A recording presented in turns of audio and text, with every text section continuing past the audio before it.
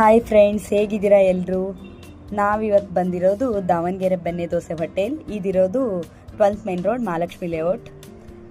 ಜನನೂ ಜಾಸ್ತಿ ಇದ್ದರು, ಸಂಡೇ ಇತ್ತಲ್ಲ ಅದಕ್ಕೆ. ಸೊ ದೋಸೆ ಟ್ರೈ ಮಾಡೋಣ ಅಂತ ಹೋದ್ವಿ. ದೋಸೆಗೆ ಅರ್ಧ ಗಂಟೆ ವೇಟ್ ಮಾಡಬೇಕು ಅಂದರು. ಸೊ ಪಡ್ಡು ಟ್ರೈ ಮಾಡೋಣ ಅಂತ ಹೇಳಿ ಪಡ್ಡುಗೆ ಆರ್ಡ್ರ್ ಕೊಟ್ವಿ.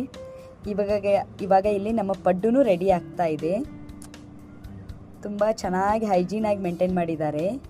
ಇವರು ದೋಸೆಗೆ ಎಲ್ಲ ಸೌದೆ ಒಲೆ ಮೇಲೆ ಮಾಡ್ತಾರೆ. ಸೊ ಹೀಗಾಗಿ ಟೇಸ್ಟೂ ತುಂಬ ಚೆನ್ನಾಗಿ ಬರುತ್ತೆ. ಅದು ಇವರು